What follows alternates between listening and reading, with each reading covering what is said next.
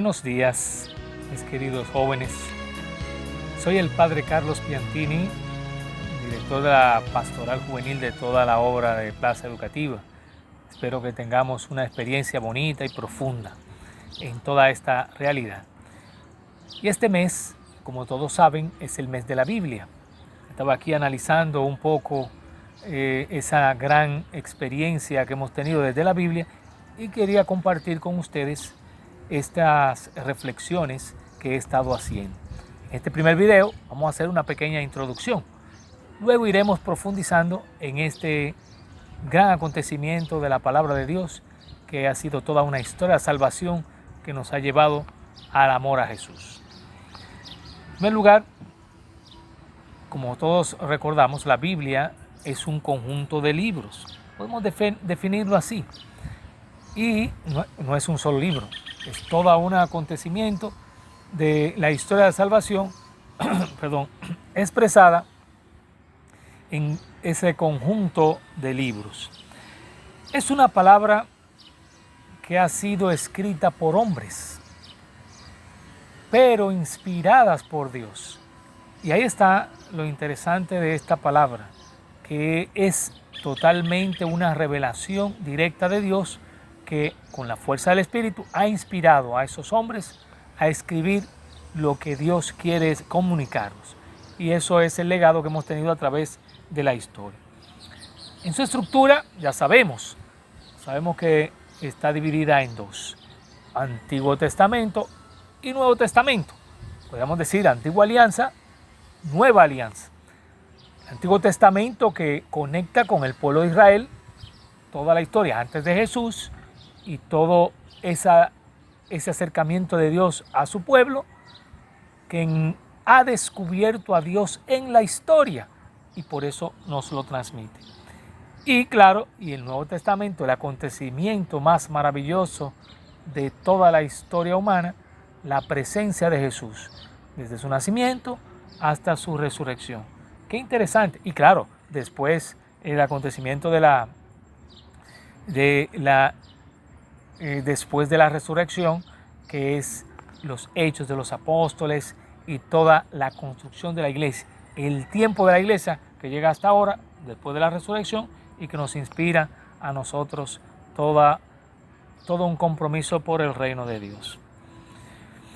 Si vamos a analizar, que después profundizaremos, nada más estoy haciendo una introducción, ¿cuál sería el corazón del Antiguo Testamento?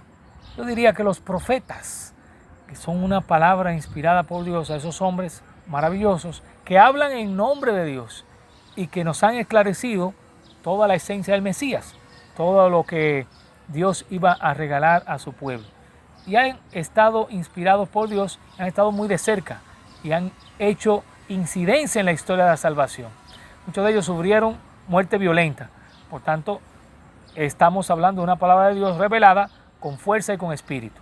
Por eso decíamos que sería el centro del Antiguo Testamento. Y si hablamos del Nuevo Testamento, claro está, aparte de las cartas y todo lo que vamos a encontrar, pero el centro serían los evangelios. Ese sería el corazón de nuestra Biblia, en esos 4 evangelios, y después vamos a ver esa realidad. Por tanto, tenemos una Biblia que podríamos definirla con tres elementos importantes. Vamos a decir así, 3 dimensiones que pudiéramos reflejar desde la Biblia: la dimensión histórica, la dimensión literaria y la dimensión teológica. Vamos a decir así, que sean 3 dimensiones. Pero eso es lo que encontramos en la Biblia para luego hacer una interpretación. O sea que vamos a encontrar esas 3 dimensiones y debemos que saber diferenciarlas para hacer una correcta interpretación de esa inspiración que Dios ha tenido a través de esos hombres. Así que, y claro, eso nos va a dar claridad para entender el contenido de la Biblia. Así que, por eso podemos salir con 2 palabras que a algunos resultarán domingueras, como mucha gente lo dice, pero podemos ir aprendiendo para que sepamos.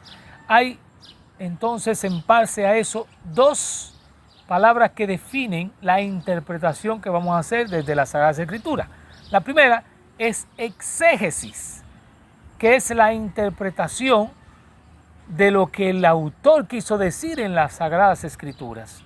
Ahí vemos el contexto, vemos qué fue lo que él quiso decir y podemos enseñar, podemos aprender lo que el autor quiso decir en esa palabra dentro de su contexto histórico y dentro del contexto en que se desarrollaba. Y ahí vamos a descubrir muchas cosas.